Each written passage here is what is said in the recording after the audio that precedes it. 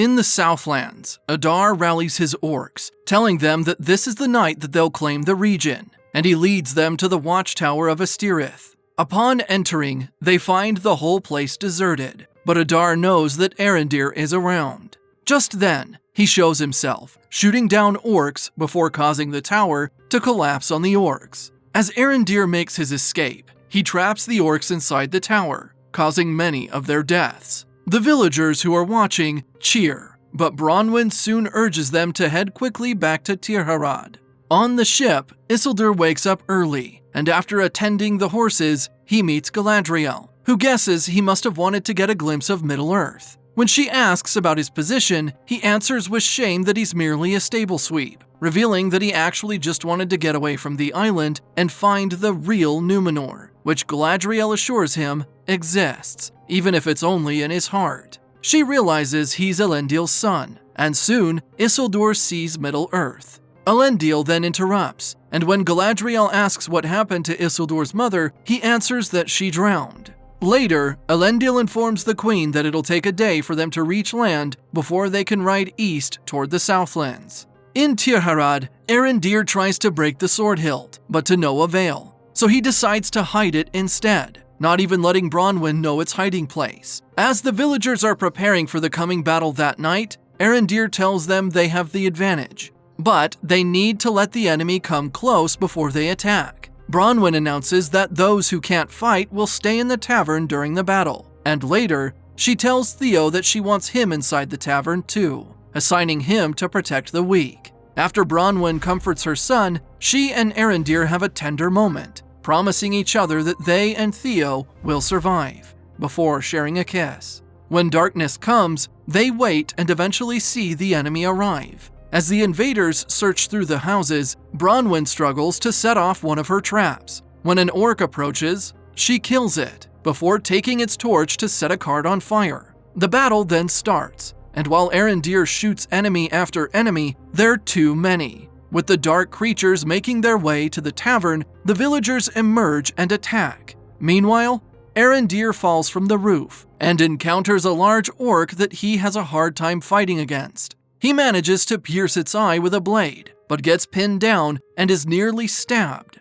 Just in time, Bronwyn saves him. The two of them then hear the villagers cheering, and to everyone's glee, they seemingly manage to vanquish all their enemies. However, Arondir realizes their dead enemies are bleeding red blood, and it's then that they realize that what they have defeated were the men who had left to follow Waldreg and sworn fealty to their enemy. They're feeling disheartened when an orc mocks them, saying all of them will soon die. Suddenly, arrows start raining on them, hitting Treadwill and Bronwyn. They manage to retreat to the tavern, and though Treadwill dies, they still have a chance to save Bronwyn. With Theo and Arondir's combined efforts, they manage to stop her bleeding. Just then, they hear orcs approach and breach their door. Upon entering the tavern, the orcs restrain Arondir and everybody else. Adar demands that he be given the hilt, and he's willing to sacrifice everybody until Arondir yields. When it's Bronwyn's turn to be killed next, Theo stops them, claiming he knows where it is. After pulling out a floorboard, he hands the hilt to Adar, and just then, they hear the hooves of horses coming their way. Adar tells Waldreg that he has a task for him when the Numenoreans arrive. Soon after, the whole village becomes a battlefield. The Numenoreans overwhelm the orcs, and as Isildur becomes restless, Miriel allows him to join the battle. When Elendil gets tackled by orcs, he's saved by Halbrand, while Isildur helps his father up. Galadriel asks Arondir who the orcs' commander is, and after pointing her to Adar, she chases after him. In the woods, she continues to chase Adar, while Halbrand meets them from the opposite direction and trips Adar's horse. Having fallen from his horse, Adar crawls to where the package containing the hilt is, but his hand is impaled by a vengeful Halbrand, who asks Adar if he remembers him. When Halbrand is about to kill Adar, Galadriel stops him, saying she needs him alive. Inside Waldreg's cellar, Galadriel interrogates Adar, and she calls him a Moriandor, an elf who was tortured and twisted by Morgoth, and became the first orcs. Adar informs her that they prefer to be called Uruk, but Galadriel is more concerned about Sauron's whereabouts. After she threatens to leave his orcs out in the sunlight, Adar reveals that he was the one who killed Sauron. But Galadriel doesn't believe him at all. When Adar says that the orcs are his children, worthy of living and having a home, Galadriel says that his kind was a mistake, and she vows to eradicate every orc until only Adar is left. Adar is amused upon seeing the darkness in Galadriel, which provokes her into almost killing him. But Halbrand stops her. Just as Halbrand leaves, Adar asks who he is, but he doesn't answer.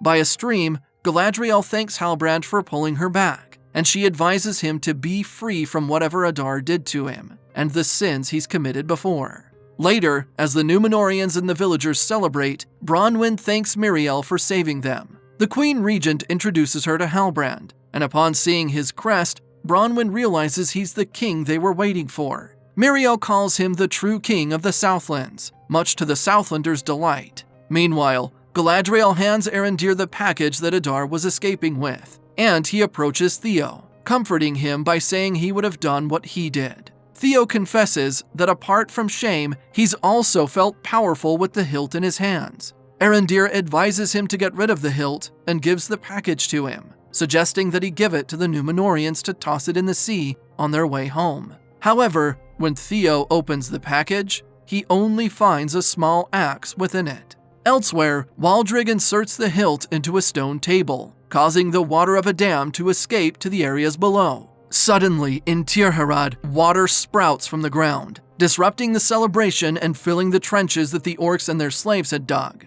The trenches lead the water into a pool of lava, causing the volcano Orodruin to erupt. While everyone rushes to safety from the volcano's eruption, Galadriel only stands as everything around her goes up in flames.